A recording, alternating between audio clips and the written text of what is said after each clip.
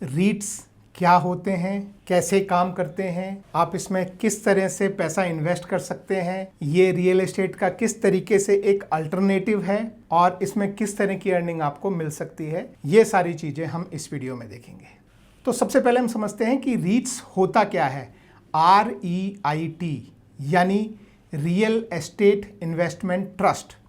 तो ये एक्चुअली क्या होता है कि इनिशियली एक स्पॉन्सर कंपनी होती है जो मार्केट से पैसा रेज करती है, रियल एस्टेट खरीदती है। नॉर्मली इंडिया में अभी 4 रीट्स हैं, 4 में से 3 जो हैं वो बिजनेस प्रीमाइसेस खरीदते हैं यानी ऑफिसेस खरीदते हैं, और एक रीट है जो कमर्शियल प्रॉपर्टी यानी कि जैसे शॉप्स, मॉल्स, इन सब में इन्वेस्ट करता है। तो वो चारों क्या है वो भी आगे बात करेंगे।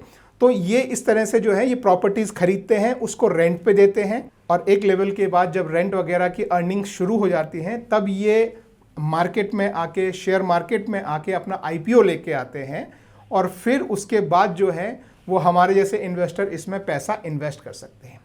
इसमें पैसा इन्वेस्ट करने के लिए जब इनका IPO आता है तो आप उसमें भी पैसा लगा सकते हैं, या उसके बाद आप जैसे नॉर्मल शेयर मार्केट में शेयर खरीदते हैं उसी तरह से आप रीट्स की यूनिट्स भी आप जो है वो शेयर मार्केट के थ्रू जो है खरीद सकते हैं। मैं आपको अपनी स्क्रीन पे भी दिखाऊंगा कि आप किस तरीके से अपने ब्रोकर के थ्रू आप इनको सर्च कर सकते हैं और इनमें इन्वेस्ट कर सकते हैं। मैंने कुछ इन्वेस्टमेंट किया है, वो भी मैं आपको यहाँ पे मैं दिखाऊंगा। लेकिन उससे पहले मैं यह कवर करना चाहता हूँ कि रीट्स एक्चुअली आपके एंगल से, इन्वेस्टमेंट के एंगल से क्या समझना चाहिए आपको, ये होता क्या है। तो रीट्स आप ऐसा समझ लीजिए कि जो कंपनी है, जो इन्वेस्टमेंट ट्रस्ट है, वो बहुत बड़े बड़े ऑफिसेज में या कमर्शियल प्रॉपर्टीज में पैसा लगाती है, और आप उसका एक कुछ हिस्सा यूनिट की फॉर्म में आप खरीद रहे हैं। अब ये जैसे आपका एक शेयर अगर मान लो 150 रुपए का है, तो आप वो एक यूनिट 150 रुपए में भी आप रियल एस्टेट का इन्वेस्टमेंट कर सकते हैं। आप कहीं कोई कमर्शियल प्रॉपर्टी खरीदने जाएंगे तो हो सकता है आपको 50 लाख, 1 करोड़ रुपए उसका इन्वेस्टमेंट में लगाना पड़े। आपको जब इन्वेस्टमेंट करने जाएंगे तो उसके स्टैम्प ड्यूटी, रजिस्ट्रेशन, ब्रोकर की फीस, ये नॉर्मली 8 से 10% तक का एडिशनल खर्चा हो जाता है।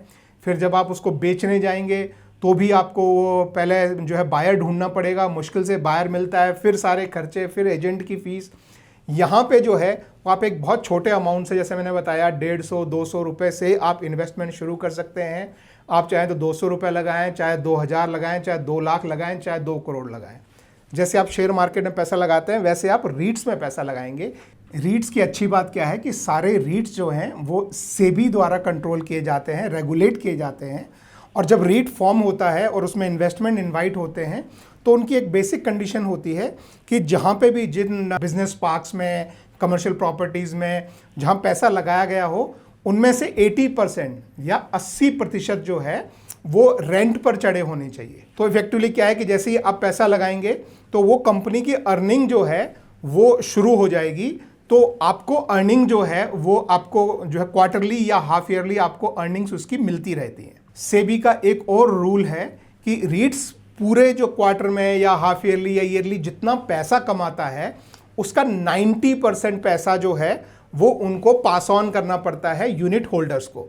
तो यदि आपने रीट्स में जितना पैसा आपने लगाया है तो जितना पैसा आपका लगा है उसमें रेशो के हिसाब से जितना रेंट उस प्रॉपर्टी पे आ रहा है वो रेंट आपको डिविडेंड की फॉर्म में आपको मिलता है। जैसे मैंने जो मेरा इन्वेस्टमेंट किया है पिछले 1 साल के अंदर मुझे लगभग 6 से 6.5% का रेंट मिला है, और अप्रॉक्सीमेटली 8-9% का प्रॉपर्टी एप्रिशिएशन हुआ है।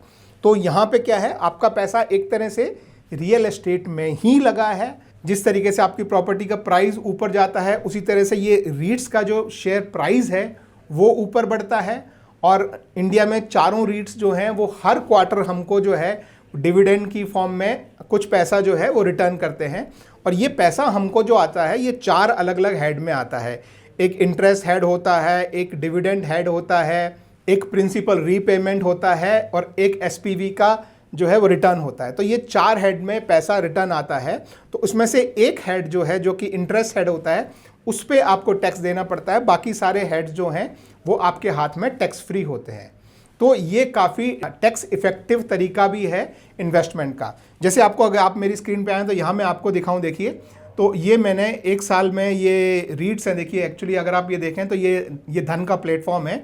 इसमें आप ऐसे रीट्स ऐड कर सकते हैं। जैसे आप यहाँ पे सर्च करें, ऐसे मान लीजिए नेक्सस आप सर्च करेंगे तो ये नेक्सस सेलेक्ट ट्रस्ट रीट, ऐसे। तो ये 4 रीट्स हैं अभी।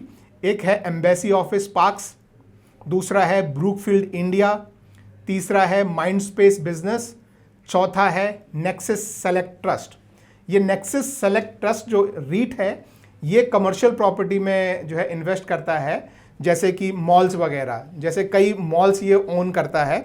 और बाकी तीनों जो हैं माइंडस्पेस, ब्रुकफील्ड और एम्बेसी, ये तीनों जो हैं ये कमर्शियल ऑफिसेज यानी बड़ी बड़ी बिल्डिंग, बड़े बड़े ऑफिसेज में ये इन्वेस्ट करते हैं और उनको लीज आउट करते हैं यानी रेंट पे देते हैं। और उनका रेंट का जो पैसा आता है उनमें से अपने खर्चे निकालकर कम से कम 90% रेंट जो है वो यूनिट होल्डर्स को दिया जाता है क्वार्टरली बेसिस पे।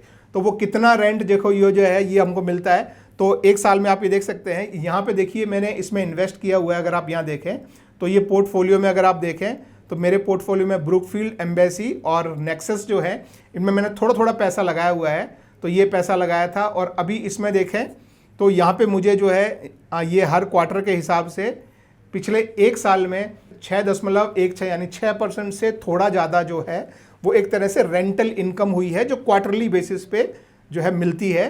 और 8.93% यानी लगभग 9% जो है वो शेयर के प्राइस बढ़े हैं। तो इफेक्टिवली आपको 9% जो है वो कैपिटल रिटर्न मिला है।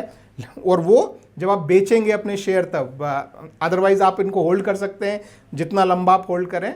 और ये 6% जो है वो एक तरह से आपको रेंटल इनकम मिल गई है। तो ये बिल्कुल एक तरह से रियल एस्टेट का ही इन्वेस्टमेंट है।